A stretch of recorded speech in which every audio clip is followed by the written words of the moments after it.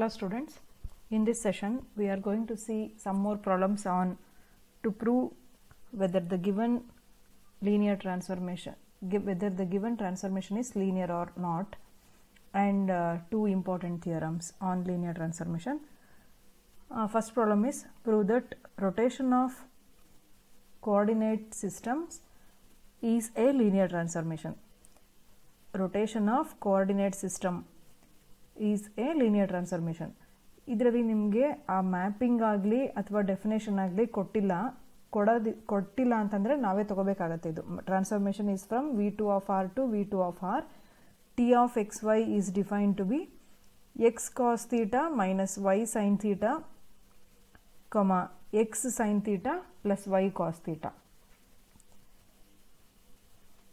So to prove it is linear transformation, we have to show that two conditions: T of alpha plus beta equals to T of alpha plus T of beta, then T of C alpha equals to C into T of alpha, right?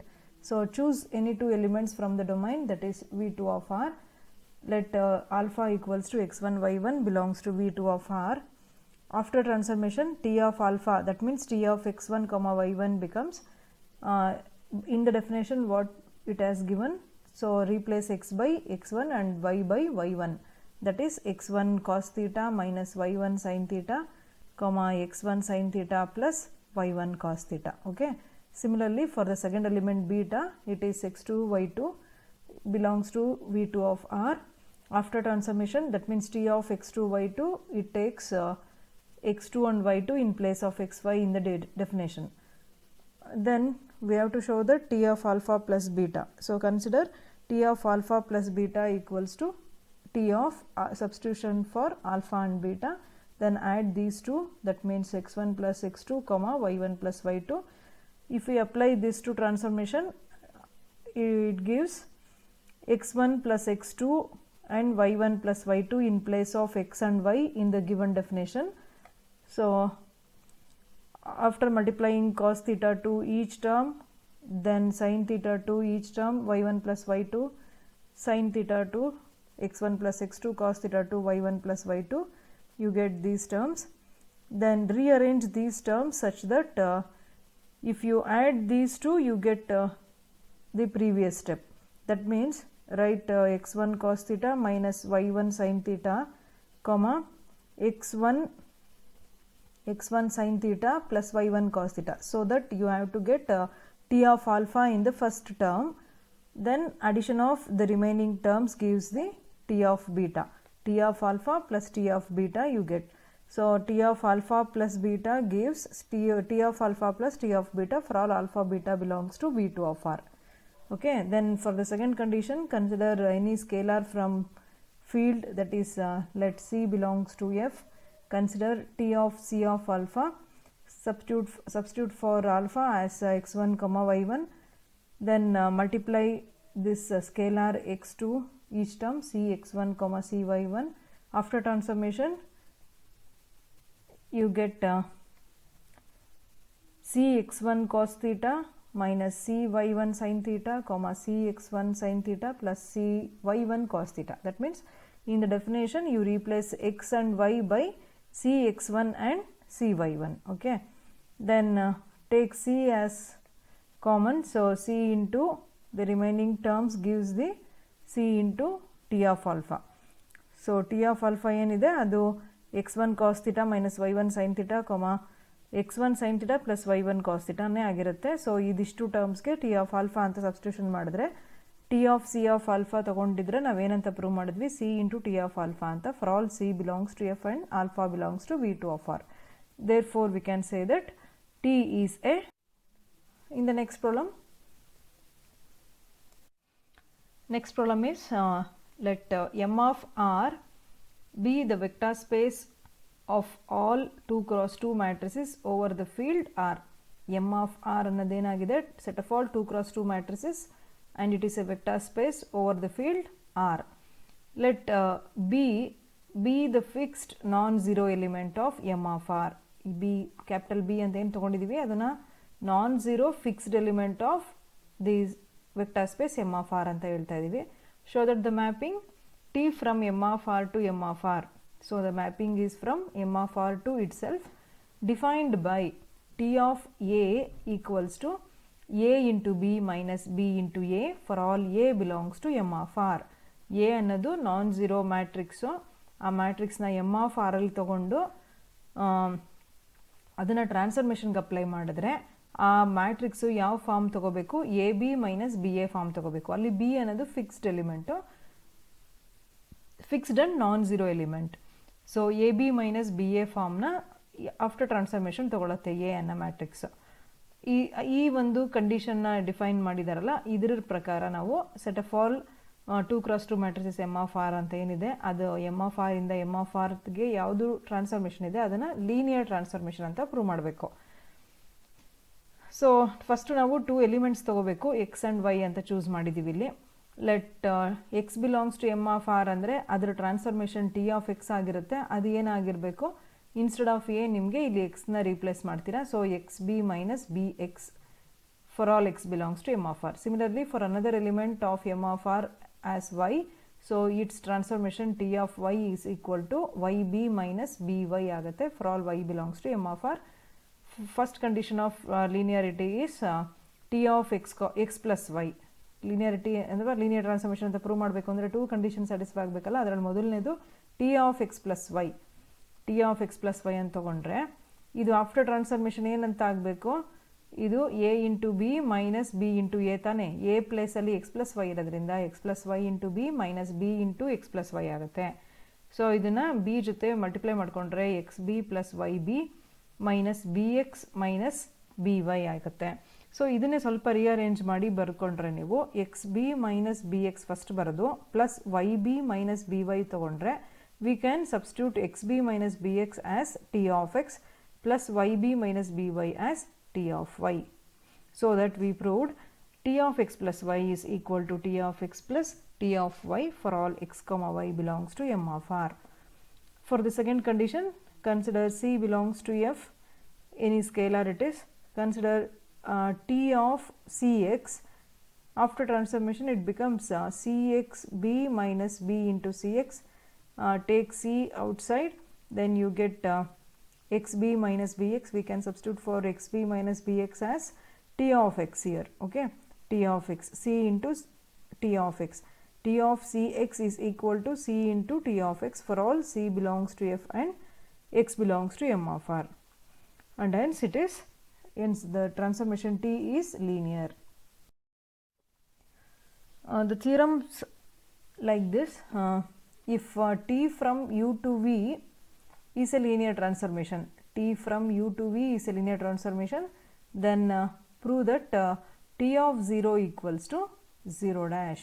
t of 0 equals to 0 dash, where 0 and 0 dash are the 0 vectors of u and v respectively, where u and v are vector spaces. Okay, so ಇಲ್ಲಿ theorem ಏನಿದೆ, u ಇಂದ v ಗೆ ಅಂದರೆ any 2 vector ಸ್ಪೇಸಸ್ಗೆ ಒಂದು linear transformation ಇದೆ.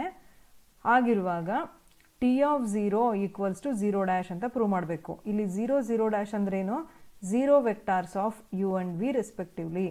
0 ಅನ್ನೋದು 0 element of u ಅನ್ನೋ vector ಸ್ಪೇಸಲ್ಲಿ, 0 ಡ್ಯಾಶ್ ಅನ್ನೋದು 0 ಎಲಿಮೆಂಟ್ ಆಫ್ ಅಥವಾ 0 vector of the another vector space V.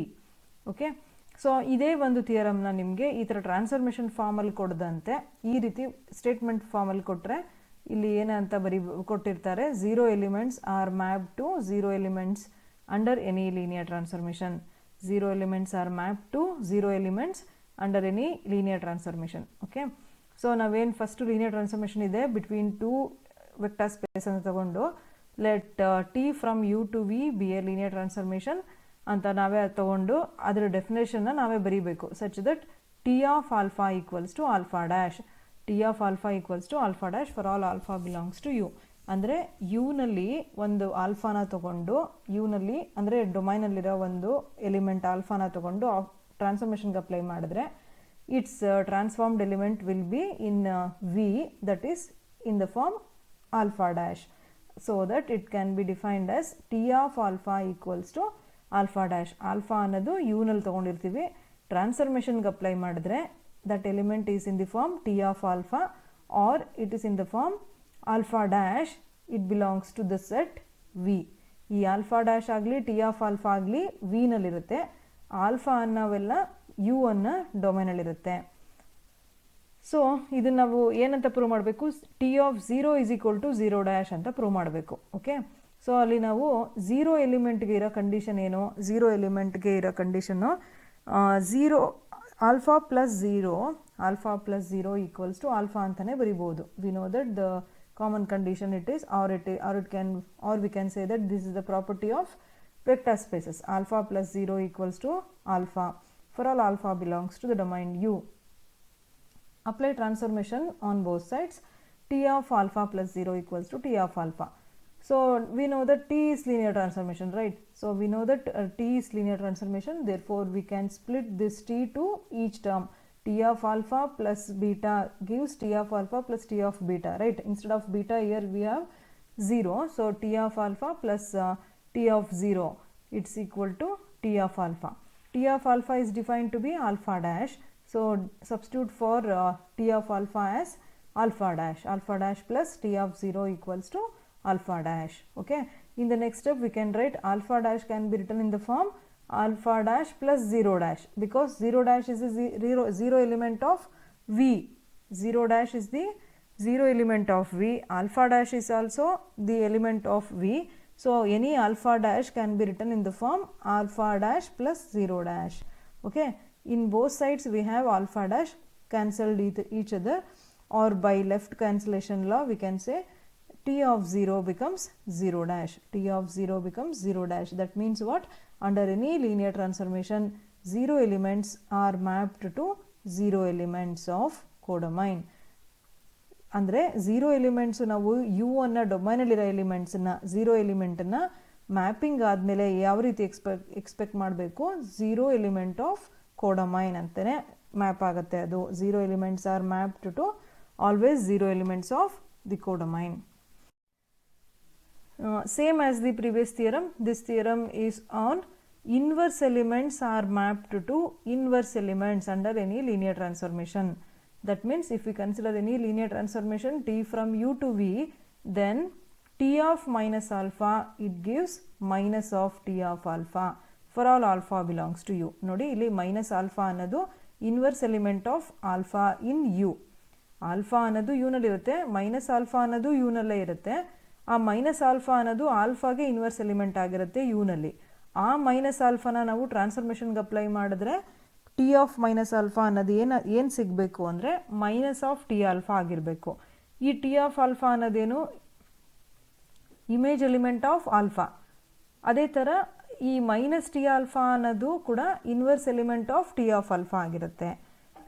ಆಲ್ಫಾಗೆ minus alpha ಹೇಗೆ inverse element in the domain u, similarly T of alpha is in V, so minus T of alpha is the inverse element of T of alpha in V. T of alpha ge inverse element minus T of alpha ಆಗಿರುತ್ತೆ in the vector space V. Okay, so now ಇದನ್ನು prove ಮಾಡೋದಕ್ಕೆ let us take linear transformation T from U to V such that T of alpha equals to alpha dash for all alpha belongs to U. Previous ಥಿಯರಮಲ್ಲೂ ಇದೇ ಥರನೇ ತೊಗೊಂಡಿದ್ದೀವಿ. T of alpha is equal to alpha dash ಅಂತ. Alpha ಅನ್ನೋದೆಲ್ಲ ಯುನಲ್ಲಿರುತ್ತೆ ಡೊಮೈನಲ್ಲಿ, t of alpha ಅನ್ನೋದೆಲ್ಲ ವಿನಲ್ಲಿರುತ್ತೆ. ಆ ಟಿ ಆಫ್ ಆಲ್ಫಾ ಅನ್ನೋದ್ರದ್ದು ಇನ್ನೊಂದು ಫಾರ್ಮ್ ಏನಾಗಿರುತ್ತೆ, ಆಲ್ಫಾ ಡ್ಯಾಶ್ ಅಂತ ಆಗಿರುತ್ತೆ. ಸೊ ನಮಗೆ ಇನ್ವರ್ಸ್ ಪ್ರಾಪರ್ಟಿ ಪ್ರಕಾರ ಏನು ಹೇಳ್ಬೋದು, alpha plus of minus alpha equals to 0 ಅಂತ.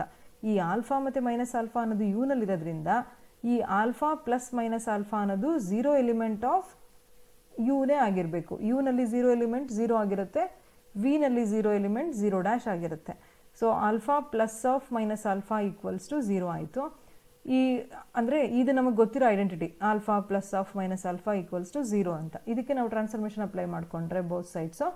So because T is linear ಆಗಿರೋದ್ರಿಂದ, ಲೀನಿಯರ್ ಕಂಡೀಷನ್ ಇರೋದ್ರಿಂದ ಟಿ, ನಾವು ಈ ಟಿನ ಡಿಸ್ಟ್ರಿಬ್ಯೂಟ್ ಮಾಡ್ತೀವಿ T of alpha plus T of beta ಫಾರ್ಮಲ್ಲಿ. ಟಿ ಆಫ್ ಬೀಟಾ ಅಂದರೆ ಇಲ್ಲಿ ಮೈನಸ್ ಆಲ್ಫಾ ಇದೆ, so t of minus alpha ಅಂತ ಬರಿತೀವಿ. Equal to t of 0 is nothing but 0 dash. From the previous theorem t of 0 is always equal to 0 dash. So ಇಲ್ಲಿ ನೀವು 0 dash ಅಂತ substitution ಮಾಡಿ. T of alpha is alpha dash by the definition of linear transformation.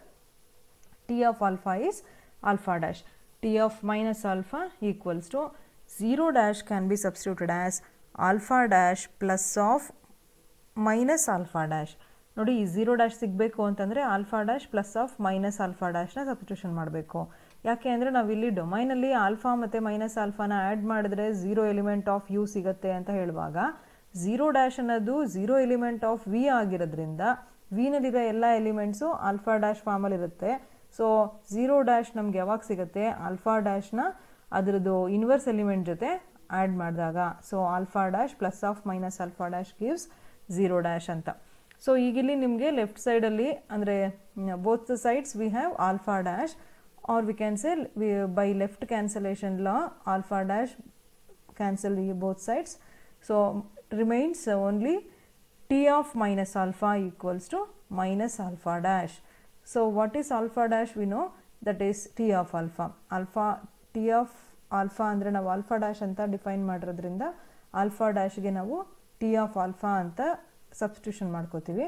That is t of minus alpha equals to minus of t alpha. That means what? Inverse elements are maps to inverse elements under linear transformation, or we can say additive inverse are mapped to additive inverses. Okay, thank you.